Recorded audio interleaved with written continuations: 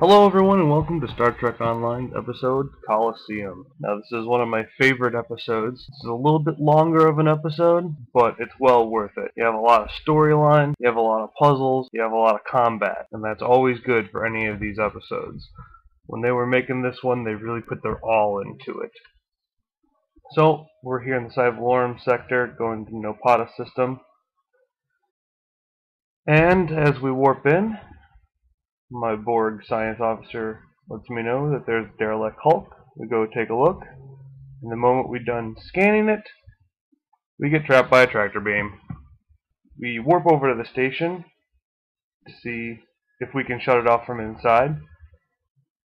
So we're going to see some consoles here. Now there's going to be 3 sets of consoles, and one allows you to access the override, and the other allows you to actually operate the console. So, not the first one, not the second one, but the third console is the one we want to go to.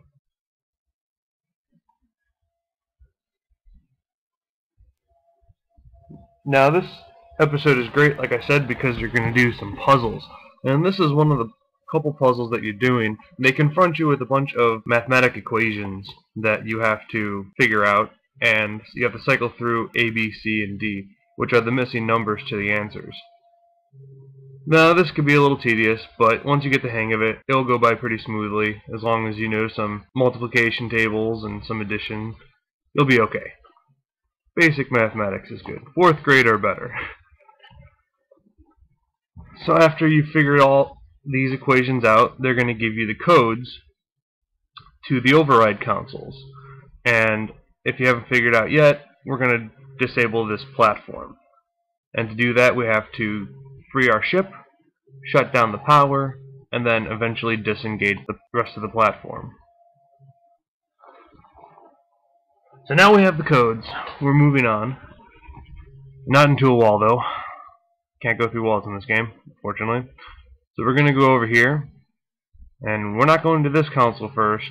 This is going to be the second console we come to right after we activate the first one, which is over here in the corner as you walk in. So you give them the passcode. It unlocks the console, and it's a targeting one. And the idea for the targeting is you're going to make the sensors go a little bit farther out. You're going to identify the derelict Hulk.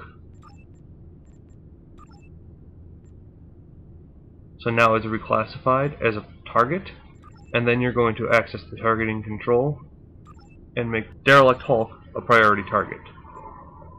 And then you hear the tractor beam go off. Your officers tell you that the tractor beam is now disengaged from them and on the derelict Hulk. So we're going to move back down to this second set of consoles. We're going to go around this little warp core, access the override,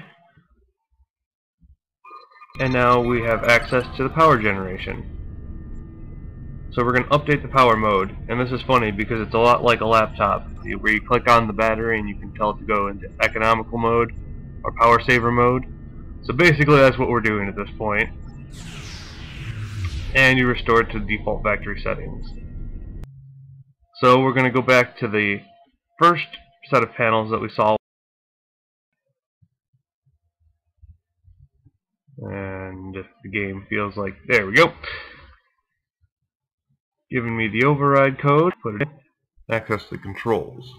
And now we're going to change its operational status to off. Return to ship. Yep, just like a laptop.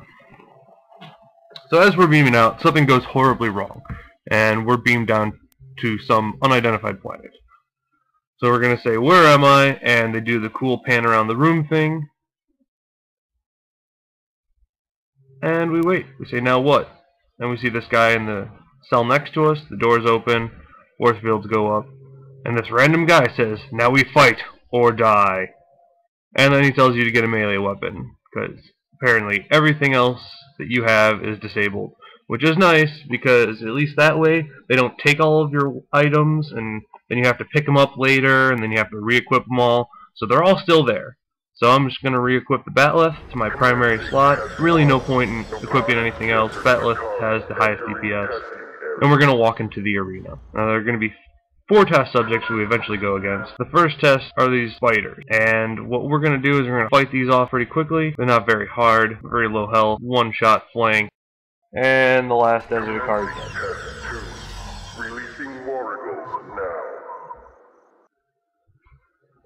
So now we're fighting the Wargles, basically one step up the ladder of the Coliseum, one step up the chain of difficulty. Hit them off pretty quickly here. The other guy usually needs a little help with his... Oh no! It's like a Pokemon to attack us. Quickly, strike down with our blades. Kinda cool, the first time I was playing with the Batleth, I didn't know that you could basically just spam the 1 and 2 attack buttons, and you could just keep swinging. Oh, we now have a name for this guy, Prisoner 1478. Prisoners return to holding area. Failure to comply will result in punishment. Ooh, result in punishment. No, don't punish me. I'm a Starfleet officer. I don't deal with pain very well. Unless I was Vulcan. Then apparently I'd be fine. Just remember that one episode of Voyager where Tuvok gets interrogated by these aliens while they're down on the planet. I think Torres is with him, so he gets tortured and you hear him yell and gets thrown back and didn't tell him anything. Badass. So now you know the guy's name. Prisoner 1478 is Selmac. Right here. And he basically gives you his I tire of this life. Story here. And you can tell he's a Reman, doesn't like the light. I have lost also everything. tires of this life, apparently. He's been a prisoner here for quite a long time. And he's been fighting. And they pretty much has just been treating him like crud. So, you guys plan to escape, as you always do whenever a Starfleet officer is thrown into some sort of alien prison. Obviously, the first thing to do is to figure out how to get out. After befriending somebody who knows something about the place, they usually give you the "this is the way out" thing, and that's always convenient, at least. So now we're fighting the Hala, and this one is pretty much right near the end. After this, you fight your way out. And to get the... You think these are the Ahala? Ho ho ho boy! Are you in for a surprise? So you fight 3 of these tentacle monsters. Yep, wailing around. You gotta dodge their poison attack. And also they knock you flat on your butt sometimes. But there it is! Oh my gosh, it's a huge worm! That's the Ahala. So the only way to take it down is don't run up and start slashing at it, because that'll just get you killed. Your puny Batleth cannot break its armor. So, after you activate the defenses on the sides of the building, you shoot the guns at it, and it tries the guns, but then it goes back underground, sending up its little tentacle monsters to fight you again. So we're going to kill off a couple of these, and I'm staying near the controls so that when he does surface, I can just go right to it. And they used to have a glitch where while you're activating the console during the cutscene, the huge hollow worm would shoot its poisonous bolt at you and hit you. So you could die in the middle of a cutscene. Now I guess they fixed it by making the bolt not actually hitting you, so while you're at the controls at least. So that's nice. That keeps you alive through the cutscene. So when the cutscene's over, it's not like respawn? What? So after you kill off its little minions, it comes back. Go activate the defenses. Another gun will shoot. It'll get angry. A Hala smash! You can see me stewing in its acid there. That's basically what happens most of the time, but it kills you because most of the damage is done when it actually hits you. So now you have to heal because you've been killed, almost. And they have some regenerative roots around the sides of the arena. Not a lot. Definitely don't suggest using them as quickly as possible. Usually you want to hold those out if you're not a high enough level and this is difficult for you. But as you can see, I'm doing alright. I went through the majority of it, and I probably didn't even need to use it. Except for that last blast out of nowhere. But my shields absorbed most of it. So, now we're going to activate the last set of defenses. Now there's 4 turrets shooting at him, not just one at a time.